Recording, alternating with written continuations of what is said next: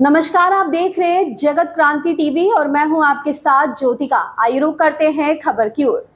प्रदेश का मुख्यमंत्री जरूर बदला है, लेकिन नीतियां नहीं बदली। प्रदेश भर के रिटायर्ड कर्मचारी 21 अगस्त को सीएम सिटी में डालेंगे डेरा। जरनैल सिंह सांगवान। सैकड़ों रिटायर्ड कर्मचारियों ने जिला प्रधान सोमनाथ की अध्यक्षता में उपायुक्त कार्यालय के सामने धरना प्रदर्शन करके उपायुक्त के माध्यम से मुख्यमंत्री हरियाणा सरकार को मांगों का ज्ञापन भेजा। मंच का संचालन जिला सचिव ज्योत सिंह ने किया। इस अवसर पर रिटायर्ड कर्मचारियों को संबोधित करते हुए राज्य प्रधान जरनैल सिंह सांगवान ने कहा कि रिटायर्ड कर्मचारी संघ हरियाणा रजिस्ट्रेशन 196 के आह्वान पर प्रदेश भर के विभिन्न सरकारी विभागों से रिटायर्ड कर्मचारियों की मांगों की लगातार अनदेखी के विरोध में प्रदेश भर के रिटायर्ड कर्मचारी सीएम सिटी करनाल में डेरा डालेंगे। हरियाणा के बोर्ड, निगम, सरकारी, अर्ध सरकारी, कॉरपोरेशन व निगम से रिटायर्ड कर्मचारी लगातार धरना व प्रदर्शन करके मांग पत्र भेजते रहे, लेकिन कोई सुनवाई नहीं हुई। लोकसभा चुनाव से पहले प्रदेश का मुख्यमंत्री जरूर बदला, लेकिन नीतियां नहीं बदली। प्रधानमंत्री महोदय नीतियों पर बात न करके केवल विपक्ष को खोजते रहते हैं। हमें संविधान के तहत जो अधिकार है उनकी गारंटी चाहिए। शिक्षा, स्वास्थ्य, रोजगार की गारंटी चाहिए। कम्यूटेशन की कटौती 15 वर्ष की बजाय 10 वर्ष की जाए। 65 वर्ष की आयु का पर 10%, 70 वर्ष की आयु पर 20% वृद्धि की जाए। मेडिकल भत्ता 3000 मासिक किया जाए व कैशलेस इलाज की सुविधा सभी अस्पतालों में दी जाए। सरकारी अस्पतालों में सभी पदों को भरा जाए। वरिष्ठ नागरिकों को एसी इलेक्ट्रॉनिक बसों के किराए में छूट दी जाए। पुरानी पेंशन लागू की जाए व पेंशन को आयकर से मुक्ति की जाए। पारिवारिक पेंशनरों को भी एलटीसी की सुविधा दी जाए। कोरोना काल का 18 महीने का बकाया एरियर दिया जाए।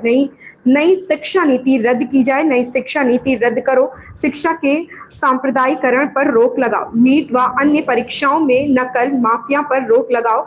30 जून को रिटायर होने वालों की वार्षिक वृद्धि की जाए। निजीकरण, ठेका व कौशल रोजगार, अग्निवीर भर्ती को वापस लेकर सभी को पक्का रोजगार दिया जाए। धरने को सर्व कर्मचारी संघ के जिला सचिव गुलशन भारद्वाज ने भी संबोधित करते हुए मांगों का समर्थन किया।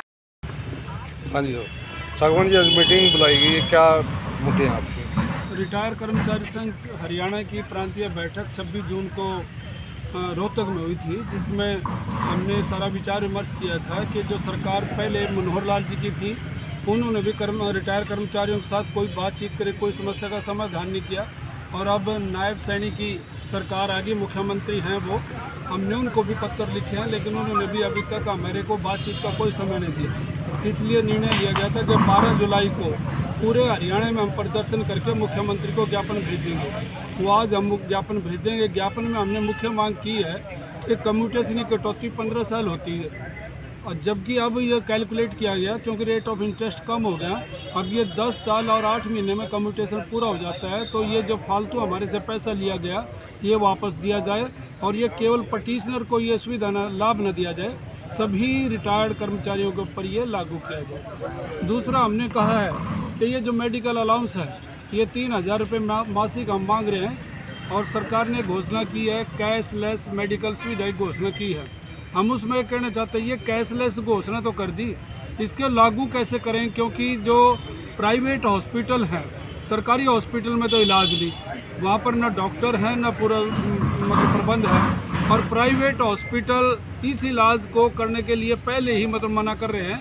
वो कह रहे हैं कि सरकार ने पिछले पैसा हमारा दिया नहीं, आगे हम क्यों करें? ये जो आयुष्मान योजना वगैरह जो लेकर आ रहे हैं, इसलिए ये फिर कैसा कैशलेस है? इसके अलावा जो ये जो हमारी आ रही है, ये 65 वर्ष की आयु पर 10% वृद्धि होनी चाहिए, और 70 वर्ष की आयु पर 20% वृद्धि होनी चाहिए। पंजाब और हिमाचल में इस समय 65 पर 5%, 70 पर 10%। हम इसमें ये कह रहे हैं कि 80 साल की आयु पर 20% वृद्धि की बात सरकार करती है। एवरेज एज कम हो चुकी है, तो उस हिसाब से 65 पर 10% और 70 पर 20% वृद्धि होनी चाहिए। और साथ में सरकार एक तरफ तो हैप्पी कार्ड इशू कर रही, ये वरिष्ठ नागरिकों जो आधे किराए पर सफ़र करने की सुविधा दे रखी है।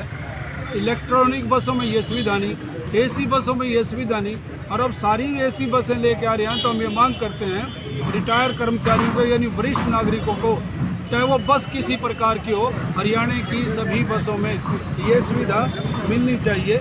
और ये जो पारिवारिक जो फैमिली पेंशनर्स हैं, इनको एलटीसी नहीं मिलती, जबकि जो रिटायर्ड को एलटीसी मिलती है तो इनको भी एलटीसी की सुविधा मिलनी चाहिए। और इसके साथ ही ये जो कोरोना काल में जो हमारा 18 महीने का जो मतलब डीए काटा गया था वो एरियर हमें ब्याज सहित मिलना चाहिए, क्योंकि सरकार कहती है हम तरक्की करें, विकास हो रहा है विकास, तो भाई हमारा एरियर दे दो जो आप लोगों ने काट रखा है। इसके अलावा ये जो नई शिक्षा नीति आई इसको रद्द किया जाए, जो नया बिजली कानून लेके आए उसको रद्द किया जाए, और ये जो काले कानून जो लेके आए, नई न्याय संहिता, जो भारतीय न्याय संहिता जो लेके आए कानून, ये देश विरोधी हैं, जन विरोधी हैं, संविधान विरोधी हैं, इनको रद्द किया जाना चाहिए। क्योंकि संसद में से जो विपक्ष से सांसद बाहर निकालकर और तब ये कानून पास किए गए। ये जो धक्काशाही बीजेपी सरकार ने की है इसके ऊपर रोक लगनी चाहिए। और हम नीतियों की बात करते हैं, और ये जो बीजेपी की सरकार ये मंदिर मस्जिद गुरुद्वारों की बात करती है। हमें रोजगार चाहिए, शिक्षा चाहिए, इलाज चाहिए, अपराध मुक्त भारत चाहिए, तो ये जुमलेबाजी सरकार नहीं चाहिए। इसलिए या तो सरकार नीतियाँ बदले, अदरवाइज लोग इस सरकारों को बदल देंगे।